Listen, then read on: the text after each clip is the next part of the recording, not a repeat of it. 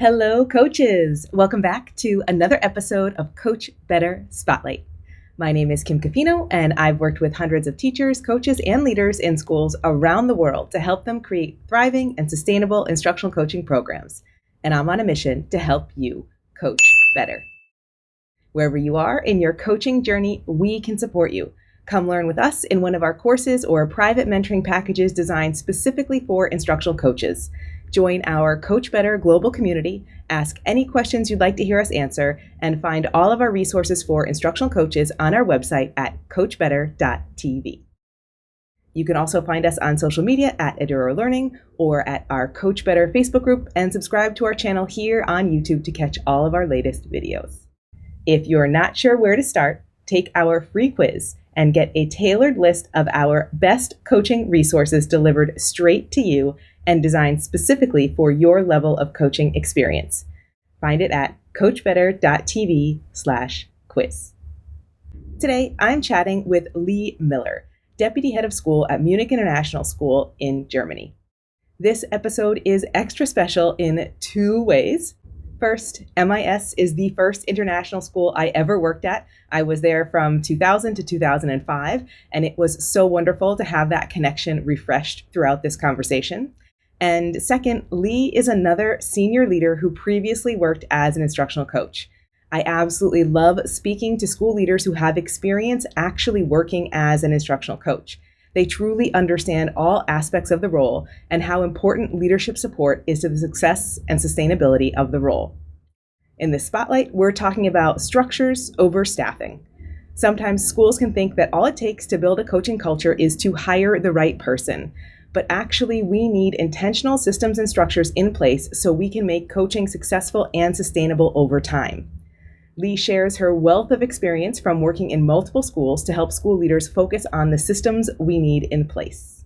On the full-length podcast episode, we talk about Leigh's extensive experience with instructional coaching, in particular what's made it successful in previous schools, the systems and structures that need to be in place for coaching to be successful and then sustainable, the importance of developing a program and not just hiring a coach, measuring the impact of coaching, specific challenges for international schools, and what school leaders need to consider when building a coaching culture.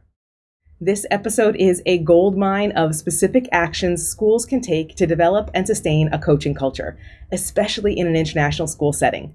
To listen to the full-length episode, subscribe to Coach Better wherever you get your podcasts. If you're curious about what makes coaching work, based on evidence from a variety of schools and through a leadership perspective, this episode is for you. As you watch today's episode, you'll likely notice that many of the topics that we talk about highlight elements of the Thrive model for sustainable instructional coaching that we follow in the Coach Certificate and Mentorship Program. So if you are feeling like you're ready to start growing a thriving coaching culture in your school community, make sure to stay tuned to the end of the episode to learn more about how you can get started. All right, let's jump into the spotlight. Okay, fabulous. I love everything. So excited. Okay. One of the things that I know, and this is kind of taking it a step in a slightly different direction, but one of the things that I know can struggle is sometimes schools think that if they hire a coach, then automatically they'll have a coaching culture. And I know that you've talked about the coaching culture or the existence of the coaching culture being the most important thing before we even hire a coach.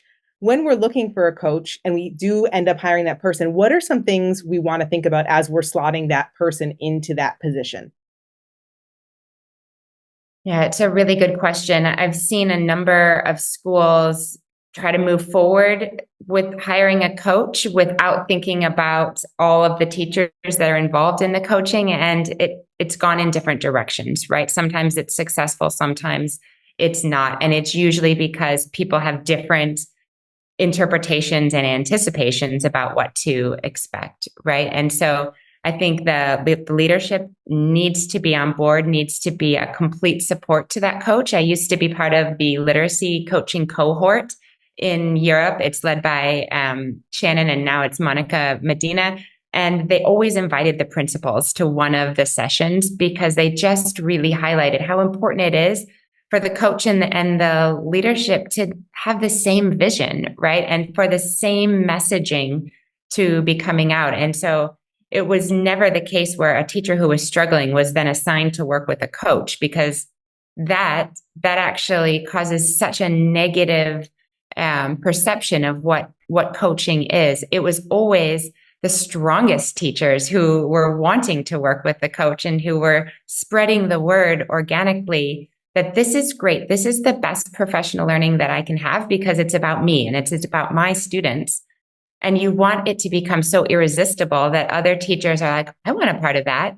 So when you mandate coaching, it actually undermines what we want to create. You want it to be something that teachers are naturally drawn to through word of mouth. So you have to create the fertile ground so that actually is the way it starts to grow. And so when you hire a coach, I think you need to be very cognizant of, yes, it's going to start small. And yes, we need that coach to build solid relationships and get the word out that this is something that teachers enjoy. I think this is the panic. This is the fear. I didn't ask you this question specifically, but I think this is what happens is when schools hire coaches, they are so worried about return on investment and demonstrating the value of the position that the immediate, if they're not like in 600 coaching cycles, day one, the immediate fallback is let's mandate coaching. And then it just has the opposite effect. And so I'm so glad that you said that, because I think that is one essential piece that school leaders need to consider as they're talking about this process of potentially adding a new position. It's not something you're going to see the return on investment in the first semester, maybe not even the first year. And you have to be so solid in the reason why you're hiring this person and the outcome you expect to see and the culture that you're trying to create, that you have to be confident that you can go to the board or the parents or whoever is asking questions about why this position remains valuable, even if it's starting so small. So I really appreciate that you highlighted that specific facet. Absolutely. You need to play the long game. I feel like anything that involves human to human interaction, you can't just expect it to happen right away, right? It takes time and you need to cultivate it slowly so that it impacts the community in a positive way. Thanks for watching this clip with Leigh. I hope you enjoyed this conversation.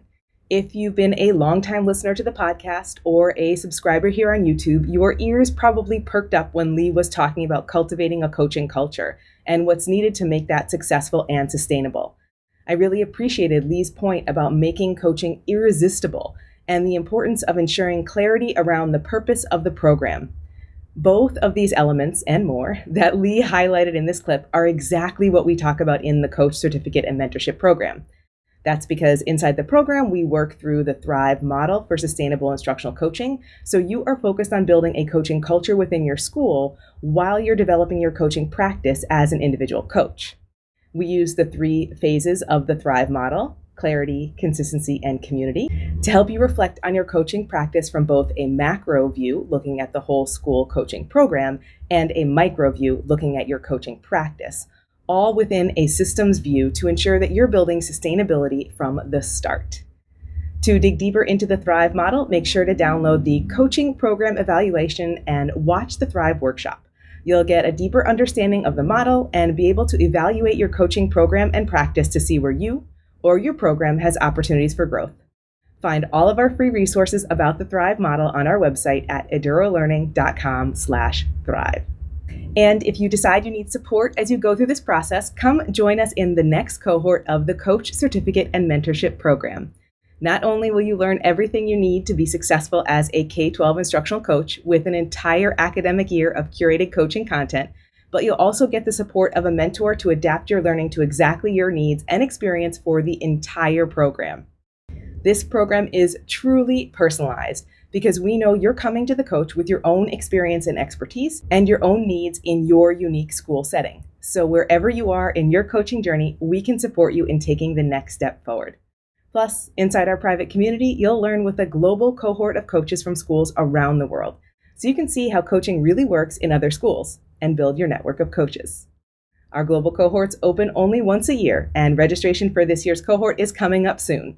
Get all the details and join the waitlist for our next cohort at edurolearning.com/coach. If you'd like a transcript of this conversation and all of our other resources for instructional coaches, head over to our website at coachbetter.tv to find the show notes for today's episode. And please, if you have questions right now or you want to chat, reach out to me on social media at Eduro Learning and let's start a conversation. See you next time.